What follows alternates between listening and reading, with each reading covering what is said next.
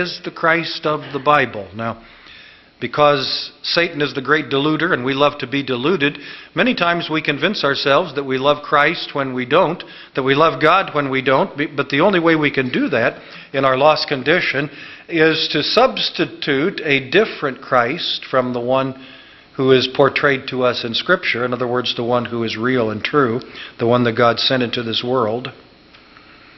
The only way that we can delude ourselves into thinking that we love God is to substitute a God of our own making. We are great idol makers. We not only make all kinds of idols that we worship, idols of materialism, idols of pleasure, but we also remake God in a form that is acceptable to us. Someone said that in the beginning God made man in His own image, and fallen man has been returning the favor ever since. We have been making God in our own image.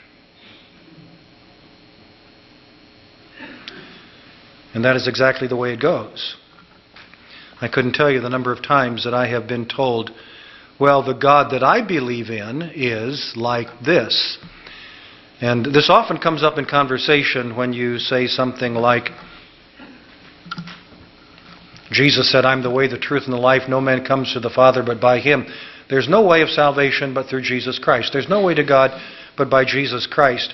And if you will not come to Christ, you must suffer God's righteous condemnation.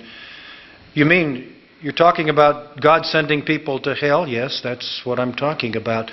Well, the God that I believe in would never send anybody to hell. The God that I believe in will allow people to come to Him through many different ways.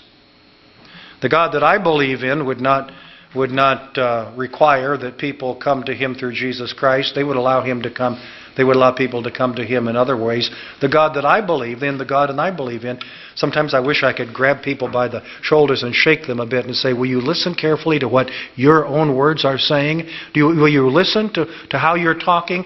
The God that you believe in, the God that you have manufactured, the God that you have described, the God that you have posited, you have made your own God. And now you fancy yourself a believer in God, but you are not willing to accept God as He has revealed Himself in His Word. You are only willing to believe in a God that you can describe, that you can define, that you can tell Him how He ought to behave and what He ought to do and how He ought to relate to His creation. You are worshiping no God at all. You're worshiping an idol. You're worshiping a false God. You have made a mental image. God said, thou shalt not have any other gods besides me.